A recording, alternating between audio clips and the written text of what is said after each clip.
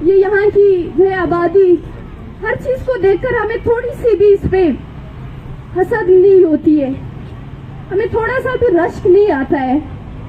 یہ آپ کا شہر ہے، آپ نے اس کو بنایا ہے، یہ آپ کو مبارک. لیکن ہمارے پاس ہمارے چند بچے تھے جن کو ہم نے بڑی مشکل سے پال پوس کے بڑا کیا، غربت میں کس طرح کے حالات میں ان کو پال پوس کر بڑا کیا. آپ نے ہم سے صرف ہمارے وہ بچے چھین لیے. آپ اس ماں کی کیفیت کو سمجھ سکتے ہیں کہ یہ کیا کہنا چاہ رہی ہے؟ آپ اس کی تکلیف کی گہرائی کو سمجھ سکتے ہیں کہ یہ کیا کہنا چاہ رہی ہے؟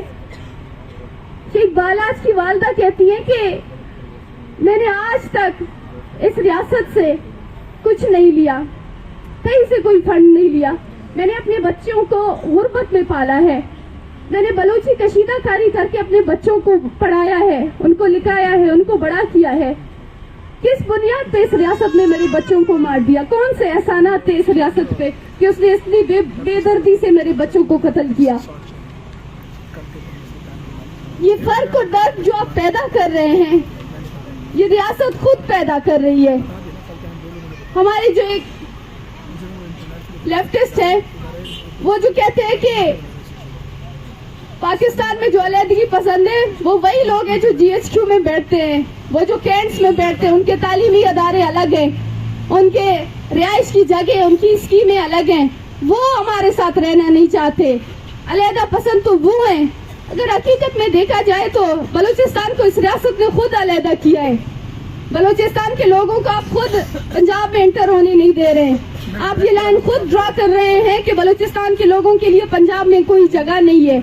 اس کے باوجود بھی آپ وہی توقعات کرتے ہیں، آپ وہی چیز ایکسپیکٹ کرتے ہیں کہ میں بار بار طاقت کا استعمال کروں اور بار بار دوسری طرف سے جو ہے پرم طریقے کی ایک ری ایکشن ملے. اس طریقے سے نہیں ہوتا ہے.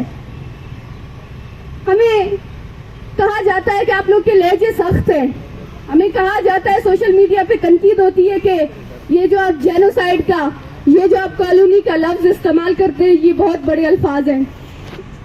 لیکن ان لوگوں سے کہنا چاہتی ہوں کہ کبھی آپ لوگ آئیں بلوچستان کو تو دیکھیں. ہماری نظر میں یہ جینوسائیڈ، یہ کالونی بہت چھوٹے الفاظ ہیں. بلوچستان اس وقت جبر کی آگ میں لپٹی ہے. بلوچستان میں بلوچوں کی زندگیاں جس طریقے سے محروم کیے گئے ہیں، بلوچستان کو آج ایک کھائی میں دھکیلا گیا ہے. وہ ہم جی رہے ہیں. وہ ہم سے پوچھیں کہ نہ ہمارے پاس ہماری نیندیں ہیں، نہ ہمارے پاس ہمارا چین ہے، سکون ہے، نہ ہم لوگ جی سکتے ہیں، نہ ہم لوگ مر سکتے ہیں. یہ ہم سے پوچھیں. چھوٹے چھوٹے بچے اس چیز سے متاثر ہو رہے ہیں. چھوٹے چھوٹے بچوں کی زندگیاں یہاں سے جو ہے ریاست نکل رہی ہے. ہمارے لوگ، ہمارے پڑھے لکھے لوگ، ہماری ایک پوری نسل آج ریاستی زندانوں میں قید ہے. اور ان کے پیچھے ان کے جو ہے لوگ، ان کے رشتہ دار وہ ذہنی مریض بنا دیے گئے ہیں. پھر بھی آپ کہتے ہیں کہ آپ لوگ جینوسائیڈ کا لفظ استعمال نہیں کریں، آپ لوگ کالونی کا ورڈ استعمال نہیں کریں. کوئی اگر آپ کے گھر میں آئے، کوئی اگر آپ کے گھر میں آپ کی زندگی کا فیصلہ کرے، آپ کے جینے اور مرنے کا فیصلہ کرے، آپ کے رہنے اور کھانے پینے کا فیصلہ کرے تو آپ کو کیسے لگے گا؟ کوئی اگر آپ کے گھر میں، ہمارے صرف چند بلوچ طلباء یہاں پر آتے ہیں تعلیم حاصل کرنے کے لیے، یہاں پر روزانہ کی بنیاد میں ان کی پروفائلنگ کی جاتی ہے، لیکن وہاں پر روزانہ کی بنیاد میں دن رات ہمارے گھروں میں وہاں پر فوجی اہلکار آتے ہیں، وہاں پر چادر اور چار دیواری کی پامال کی جاتی ہے. وہاں پر یہ نہیں دیکھا جاتا ہے کہ کون سا بچہ ہے، کون سا بڑا ہے، کون عورت ہے، کون مرد ہے. یہ چیزیں تک نہیں دیکھی جاتی ہیں.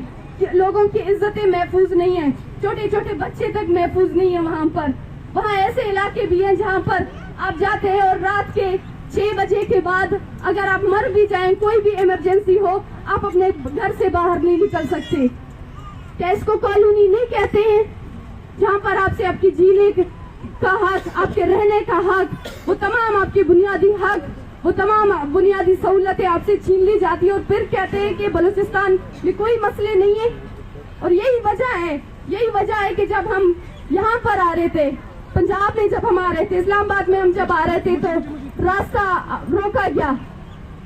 ہم ان بلوچستان میں ہونے والے ظلم اور جبر کو بے نقاب کرنے کے لیے آئے تھے. ہم ان تکلیفوں کو، ان ماؤں کی اذیتوں کو جن کو یہاں پر ڈرامہ کہا جاتا ہے، ان آنسوؤں کو جن کو یہاں پر ڈرامہ کہا جاتا ہے، ناٹک کہا جاتا ہے، ہم وہ دکھانے کے لیے آئے تھے۔ کوئی بندوق ہمارے ہاتھ میں نہیں تھا، کوئی ہمارے ہاتھ میں کوئی بم بارود نہیں تھے، ہمارے پاس صرف اور صرف ہمارے لوگوں کی تصویریں تھیں۔ وہ ان تصویروں سے اگر آپ کو اتنا مسئلہ ہے تو آپ اس جبری گمشدگی کا مسئلہ ہی حل کر دیں، سارا معاملہ ختم۔ اس طریقے سے کیوں آپ تکلیف میں ڈال رہے ہیں؟ کچھ نہیں رہ گیا ہے ان ماؤں کے پاس، ان بچوں کے پاس، ان بہنوں کے پاس۔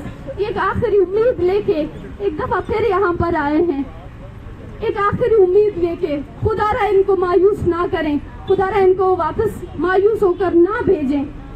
ایک دوسری بات، ہماری آواز کو جو ہر دفعہ روکنے کی، خاموش کرنے کی کوششیں کی جاتی ہیں، میں اپنی بات آخر میں صرف یہ کہنا چاہوں گی کہ ہم نے ہمیشہ بولا ہے، آپ نے ہمارے گھر کے مردوں کو غائب کیا، آپ کو لگا کہ شاید ان کی گھر کی عورتیں اپنے گھروں سے نہیں نکلی ہیں گی، وہ شاید آپ سے سوال نہیں کریں گی، لیکن آج یہاں پر جو خواتین بیٹھی ہیں وہی لیڈ کر رہی ہیں، وہی اپنے مردوں کے مقدمات لے کر اسلام آباد آئی ہیں۔